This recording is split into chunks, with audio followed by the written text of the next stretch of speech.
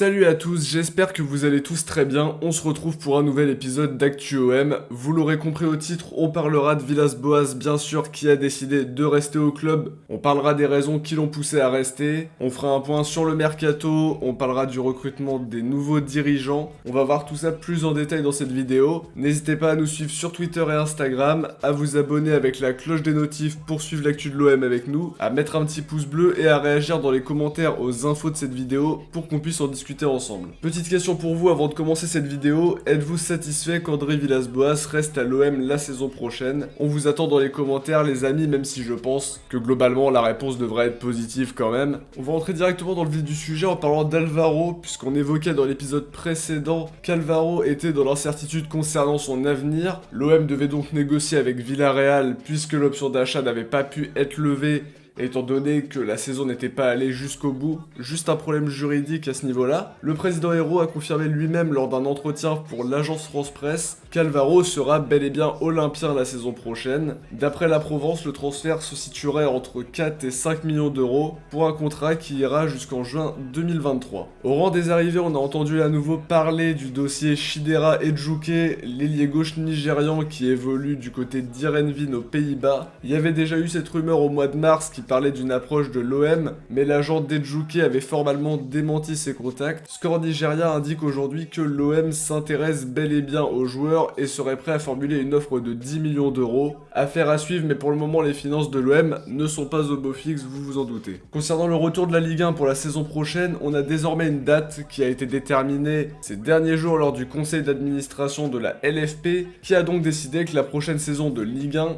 pourrait débuter le 23 août. Cette date devra être validée par le comité exécutif de l'UEFA qui se réunira le 17 juin, mais ça donne au moins un petit indicateur sur une date de reprise potentielle pour la saison prochaine. Après, est-ce qu'il y aura des spectateurs? Est-ce que ce sera à huis clos? Ça c'est encore à voir. Concernant le recrutement de nouveaux dirigeants, notamment suite au départ d'Andoni Zubizarreta, on a eu des infos un petit peu plus précises à ce niveau-là. Laurent Colette, qui était jusqu'à présent le directeur général de l'OM, va rester autour du club, mais dans un rôle marketing et commercial dans le but de développer le club à l'international.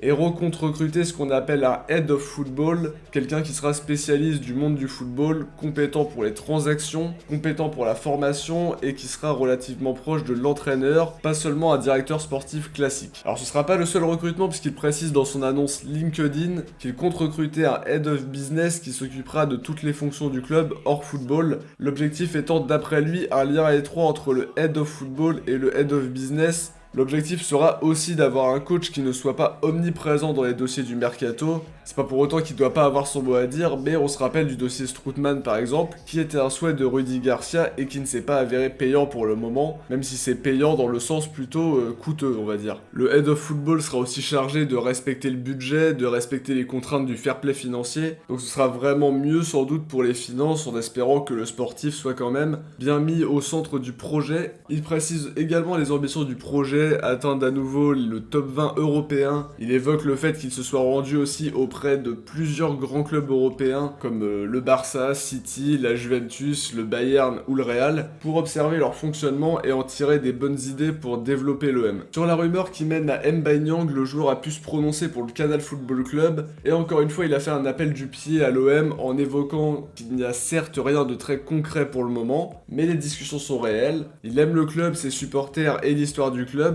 donc le joueur est très intéressé pour venir. Autre précision importante, il a indiqué que s'il y a un projet sportif intéressant comme il a pu l'avoir à Rennes, il sera capable de baisser son salaire car il va prendre du plaisir et potentiellement gagner des trophées. Un appel du pied encore plus fort que les précédents et qui n'a pas manqué de faire réagir son coach à Rennes, Julien Stéphan, qui a indiqué lui au Ouest France que le Stade Rennais avait besoin que tout le monde soit intégré dans le projet, car dans le cas inverse, d'autres clubs ont plus de moyens que Rennes, donc tout passe par une bonne cohésion entre les joueurs, des joueurs qui s'entendent très bien aussi sur le terrain en termes de football je parle, et l'identité du club aussi. On sait aussi que Stéphane sait qu'il aura du mal à garder Niang, en tout cas cet été, puisque le joueur lui veut retrouver un club d'un standing supérieur, même s'il a avoué respecter Rennes énormément. L'info de la vidéo, vous avez dû en entendre parler, ça concerne évidemment Villas-Boas qui compte finalement rester à l'OM la saison prochaine. D'après l'équipe, ce sont les joueurs et le staff qui l'ont convaincu de poursuivre l'aventure. Pour autant, il ne prolongera peut-être pas. donc il lui reste 1 an de contrat pour l'instant, donc il prolongera peut-être pas tout de suite, il est prêt à rester pour le moment pour son groupe qui le soutient de façon unanime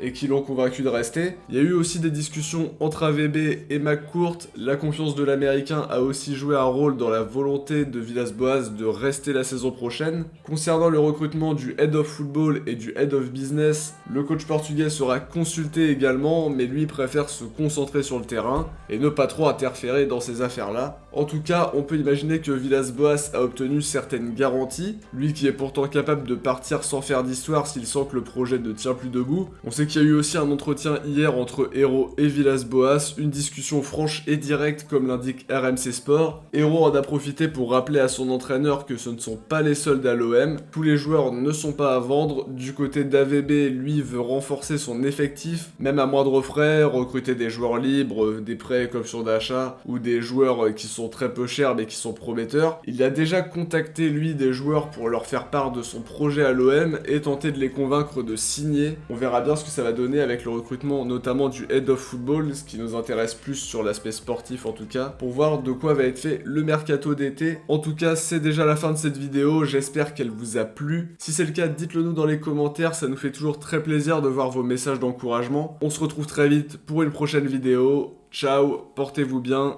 et surtout allez l'OM.